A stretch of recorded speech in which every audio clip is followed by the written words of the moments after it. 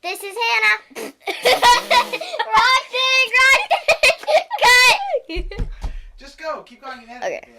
This is Hannah. This is Bailey. And this is Butters. Welcome to the Motocross Vault.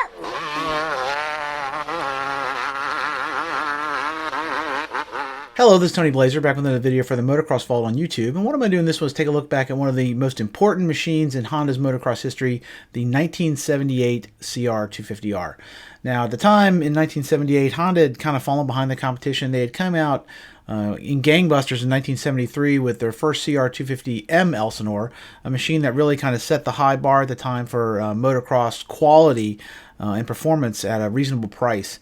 Great machine, obviously, really a game changer for the Japanese. But after that, they had kind of let the ball drop as both Suzuki and Yamaha had kind of blown past them. But for 1978, they came out with guns blazing with an all-new machine, bearing a new name, the CR250R Elsinore.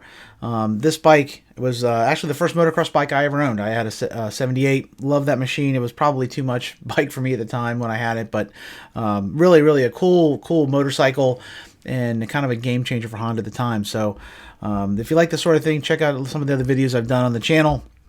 I've done several motorcycle reviews. Just published some cool stuff like the history of CR80 and XR500 and 250. If you could like and subscribe, I'd really appreciate it. And here is the story of the 1978 CR250R. Going back a little bit here, the history of motocross actually dates way back to the early 20th century. Back then it was basically referred to as scrambles typically. And for the first, I don't know, 3 or 4 or 5 decades of the sport, it was handled by mainly European machines, typically big 4-strokes from companies like Greaves, Colton, BSA. Big heavy machines, more or less street bikes, with some knobby tires and the headlights and stuff taken off. Now in the 60s, you started to get manufacturers like Husqvarna, CZ, some of these other European manufacturers involved where they started transitioning to 2-strokes. Now these lighter 2-strokes here were certainly much easier to handle in the rough conditions of motocross, and the 2-stroke was an ideal machine for that because they were very rugged, they were easy to fix, and as I said, much more lightweight than the 4-strokes of the time. Now, in the mid-60s, the Japanese started to get a little bit interested in this type of racing. Prior to this, as I said, it was mainly the Europeans who were doing most of the motocross racing. And Kawasaki was one of the first ones to actually get serious about motocross. They started actually offering some early motocross machines in Japan. Now, maybe saying they're getting serious is a bit of an exaggeration, but at least they had something that was kind of designed for motocross. Suzuki was probably the first manufacturer of Japan that actually started really taking it seriously, though. They started racing the GPs in the late 60s, and by the early 70s, actually, they had won world titles, which is pretty amazing when you consider they'd only been at it a couple of years at this point. Basically, when the Japanese decided to put all their resources into something, they quickly moved to the front of the pack. Now, even though Suzuki was very successful with riders like Joël Robert and Roger DeCoster here, they certainly were not lighting it up in the production side of things. The TM bikes were not particularly well regarded.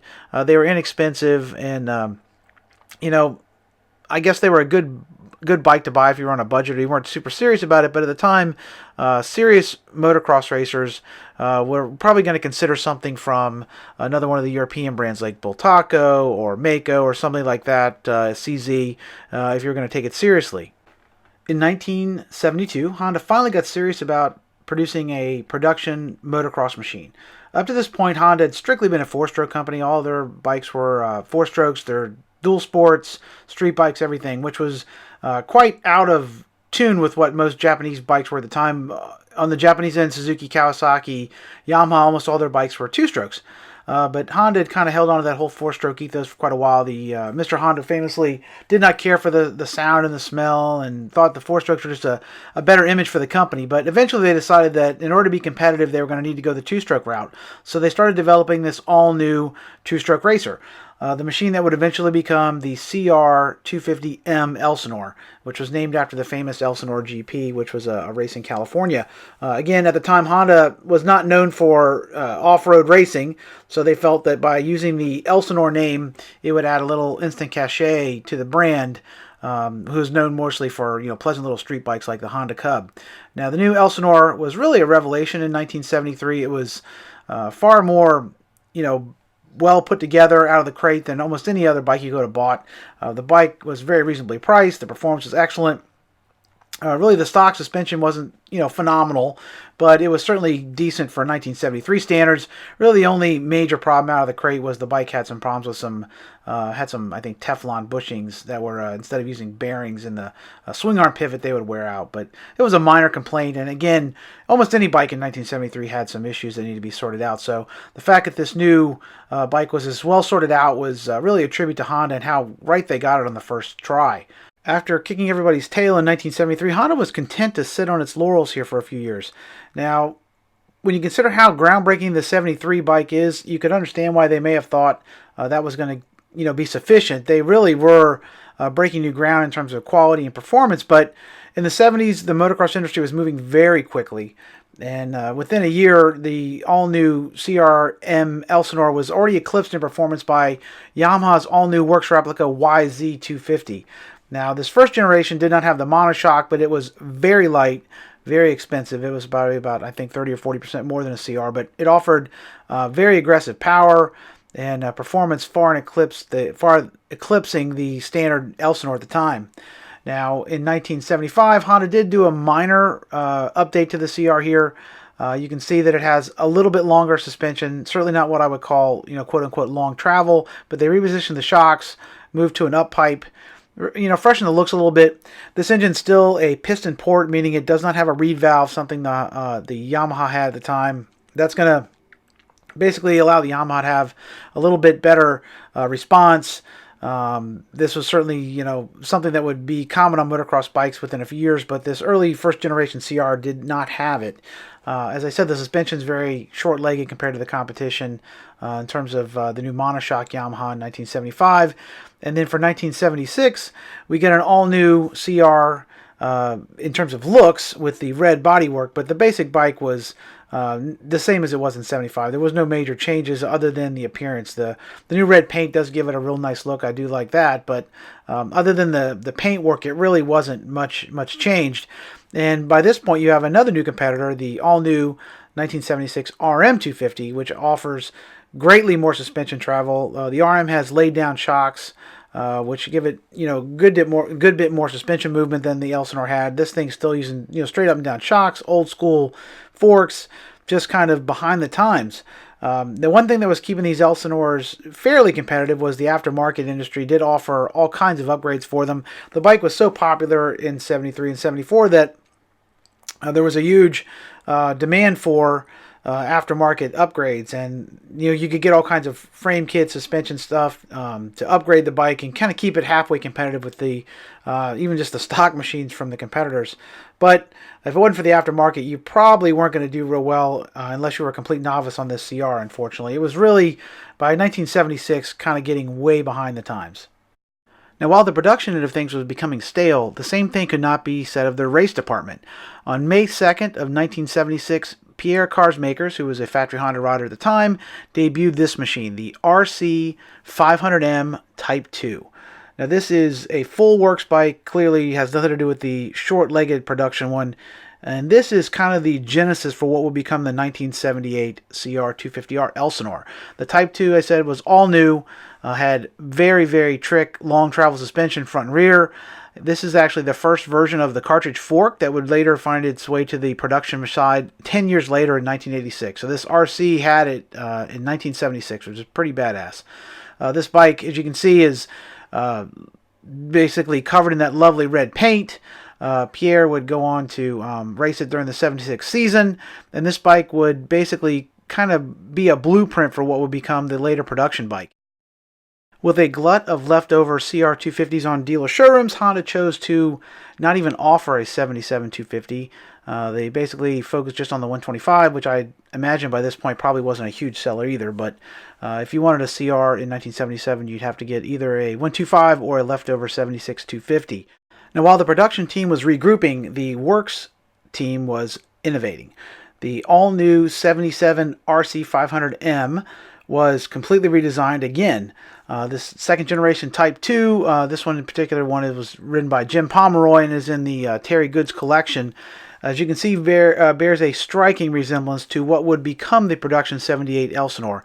The tank is redesigned, the chassis is all new again, and Honda at the time was borrowing greatly from Husqvarna, which was considered one of the best handling chassis at the time. And you'll notice they copied things like move the kickstarter from the right to the left. It's a right-hand drive, very European in its overall design. For 77, you get longer shocks. You'll see Pomeroy's bike here is using the Fox Air Shocks, which was the hot setup at the time. Did away with springs completely, and was completely pneumatic. Very trick stuff in 1977. This motor is shrink wrapped around the internals. It's very light. This bike was super trick. Again, uses the cartridge forks. As you can see, again, it's a very, very similar look to what would become the production bike a year later. Now, for 1978, Honda finally came out with an all-new machine, and this bike got a new name. Earlier CRs had been CR250M. Now, this new 1978 bike, being a Type 2 replica, got the all-new moniker CR250R. And this is the first Honda to have that R designation. Now, of course, all of them now use it. It doesn't really mean anything, but in this first iteration, the R stood for Type 2 replica. The 125 this year did not get it. It did not get the replica until 1979 when it was redesigned as well. Now, unlike many motorcycles that claim to be works replicas, this bike really was very closely inspired by what Honda was racing at the time. And this is, of course, in a time when works bikes were allowed. It's not like today where they have to race a production bike. Back then, you know, the stuff that Honda was racing had nothing basically to correlate it to a production machine. In fact, those 500s we were talking about, Honda wasn't even building a 500 production bike at all. It was a couple of years away still at this point. But this new CR250 really was considered a works replica. It had super long travel suspension. The new Shawa front forks put out a whopping 11.8 inches of travel, which was well more than what it had in 1976, and actually a couple inches more than any other competitor had in 1978. The rear shocks were laid down, and they offered a full 11 inches of travel. Again, by far the most in the class. The frame was tough chromoly steel. The swing arm was chromoly steel. Even had chromoly steel bars. They got rid of those crappy bushings in the swing arm and put real needle bearings in there, which was addressing one of the major complaints with the old one. The bike moved the countershaft sprocket super close. It was a mere 80 millimeters from the swing arm pivot. This was a problem on these early long travel bikes where, if you look at some of the Yamaha monoshocks and stuff, they use actually a chain tensioner. They have like a little spring-loaded thing to keep the chain from derailing, because the shock moved through its travel, you'd vary greatly in terms of what the tension on the chain was. And they figured out later that after they'd done this for a few years, that the key to making it stick there was to keep the pivot and the countershaft sprocket close together. And this new redesign did that. The bike itself had an all-new motor. The bike was super lightweight. Honda claimed it is 216 pounds. And the motor was said to put out 36 horsepower at 7,500 RPMs. Now, on the dyno, some of the magazine tests I read put it closer to 30, but that was still a lot of power for a 250 in 1978. The new bike actually had a reed valve for the first time. Previous CRs, as I said, were piston port designs, and this new one had a set of reeds. Now, if you're not familiar with reeds, again, what they do is basically it's a one-way valve that prevents the unburnt intake charge from making its way back into the cylinder. So what happens is when it's intake stroke, it's going to pull that fuel through. The reed's open. When it does the compression stroke, the reed valve closes, doesn't let some of that unburnt fuel make its way back into the carburetor and the intake. Gives you better low-end response, more efficient burn. The cylinder was all new this year, had some really radical porting in it, used a chrome bore. And what that meant was you could not basically hone it or bore it, something that I found out. As I said, I owned one of these bikes. It was my first real motorcycle, and when I decided I was going to rebuild it myself, I'm in high school, I don't know what the hell I'm doing, I heard from my buddies that you hone the cylinder to make sure you get a good seal on the rings. So I put my brand new my CR250, wasn't brand new then, cylinder on the hone, and it immediately locked up, and I was like, oh, what did I do? Took it to the bike shop. They informed me that I have ruined my chrome bore, and I had to buy a new $230 cylinder, which was well out of my budget at the time. Had to mow a lot of lawns to get that. But anyway, I digress. So you had to be careful with this cylinder. If you did, suck some dirt into the engine, you're going to pay a pretty steep price for it. Other nice features you found on the 78 CR were things like the lightweight conical hubs, full floating rear brake. What that meant was there was a little torque arm that would run from the base of the frame below the engine to the back wheel. It would kind of isolate the braking force from the suspension action. It's interesting that no modern motorcycle uses this design. All the disc brakes basically, obviously, are just hard mounted to the swing arm. So I guess suspension designs have progressed to the point where they don't they don't feel like it's necessary. But in the 70s, having a full floating brake was considered a pretty big deal. Really nice features like the shifter is lightweight aluminum, the brake pedal, the Kickstarter, lightweight aluminum. A lot of motocross bikes, heck, even into the mid 80s. I know Honda. I don't think they went to a aluminum Kickstarter on the CR125 until like 1985. So the fact that this 78 model has it is pretty awesome. The silencer itself is steel, non-rebuildable, pretty typical for the time. But in most other ways, the bike was considered very trick. The tank is, in this first year in 78, is steel. I think they went to plastic maybe in 79 or 80. I can't remember exactly off the top of my head, but this early one was aluminum. So you had to it looked good. That meant the decals stayed on, didn't peel off very easily. But of course, if you crashed it, it would dent, which kind of sucked. The engine itself, as you can see, is painted red this year. This was the first year where they kind of got that red look, which was mimic the factory RC bikes. As you can see, when I bought my 78, it had somebody painted the engine black. I didn't even know that these engines were black. That's how little I knew about motocross in the early 80s. When I got this bike, I really just didn't know anything about it. Didn't know the significance of it. I just knew it was $250 and it was a motocross bike, so I wanted it. And when I ended up blowing up the cylinder on mine, by then I had actually painted my engine blue, which is a whole nother embarrassing story. But when I got the new cylinder, it was red. And I was like, what the hell? I had no idea that it was red. I had no idea the original motor was red. So what did I do? I stuck it on there. So I had a blue engine. And I thought that was cool because I was into the Suzukis at the time. I thought the blue Suzukis were super rad. So I ended up with a blue engine with a red cylinder. Very patriotic of me, I suppose. Now, as I said earlier, when I got this CR, I had literally zero experience on a motocross bike. Here I am playing it in the front yard on my trusty 78. This thing was a handful for me. My bike I had before this was a Trail 90. Yeah, it was before it was called a 110. It was like a step through 90, little kind of a foofy dual sport kind of a thing with a 90cc four-stroke engine. So as you can imagine, going from that to a red-blooded, super powerful CR250 was a bit much. Here I'm floundering around in the snow, but honest to God, I wasn't much better in the dry. This thing was awesome, though. The power was phenomenal. And my only experience riding a dirt bike, like I said, with any power at that point, was my brother, and who's my brother-in-law, was my neighbor then. He had an 81 CR250, and I had ridden that a few times. Here, I'll show you that here in a minute. He had an 81, and I had ridden that. So first time I got on that, I immediately looped it out. Didn't know what I was doing, but this bike taught me a lot. It was did not have a lot of low-end power. There wasn't a lot of torque in this motor, even by modern standards. Most of the magazines said it was kind of soft down low, but it had a really strong mid-range hit, and it pulled really far on top. It was a very potent engine. I had this bike for a couple years, and I had the chance to ride some, once I started getting into motocross and understanding a little bit more about it, ride some other bikes, and I pretty quickly learned that this bike, even though it was, 10 years old at this point almost, this is probably like 85, 86 when I was riding here, it was competitive. Buddy of mine had like an 85 YZ250, and it was certainly more powerful, but it wasn't like this 78 was completely outclassed by it in terms of power. It was a strong motor, to be sure.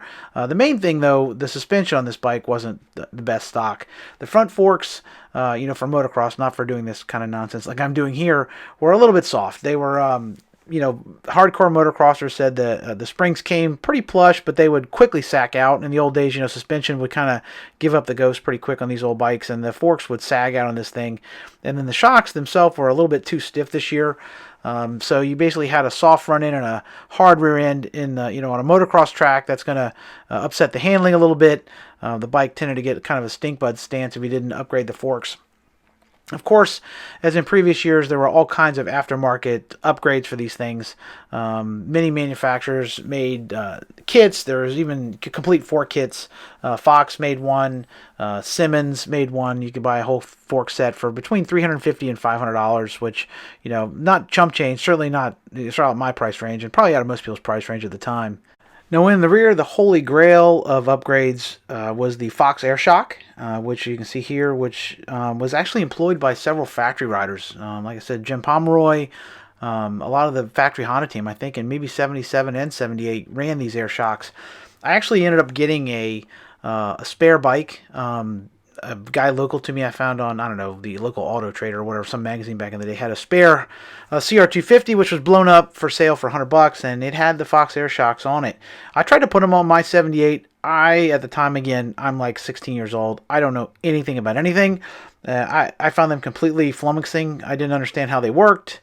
They were cool to look at, but I stuck them on there and the bike completely squatted to the ground, and I said, I'm taking these off. So I had a really cool set of these. They're probably actually worth some money. I wish I still had that 78 with the shocks on it, but unfortunately I don't.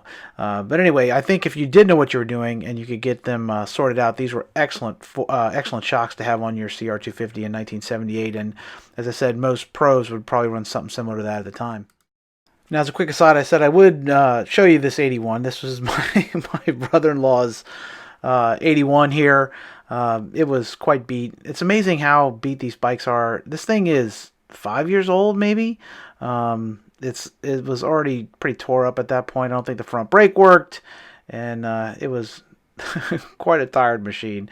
I had the front number plate. It was actually off of my 79 R125. I had a 79 R125 that didn't run, and unfortunately I didn't have the cash to get it running, and so we repurposed it here for Joey's 81. Long may it rest in peace there. Blew up a little bit after this because we had the air filter all falling apart. But anyway, that's a whole nother story. Back to the 78 CR250. Now, as I said earlier, most of the magazines gushed about the 78 Elsinore when it came out. The bike was so trick, so beautiful. I still think this is one of the most beautiful Hondas ever built, and probably my favorite looking bike of the 70s. I'm not a huge 70s bike fan. I think most of them look pretty cobby, but this damn thing is just gorgeous. All that red is just so hot. It's just a great looking machine. As I said, this rear suspension was probably the weakest link in the platform. The shocks were overdamped and too stiffly sprung. And the forks were softly sprung and underdamped. So there really was kind of mismatched suspension. The engine was very powerful. Mostly, like I said, mid to top end is where he had most of the power. And the bike could be a bit of a handful. If you were a spode like me, it could be easily gotten away from you. I let like 3 different friends of mine ride this thing, and they looped it out, each one of them.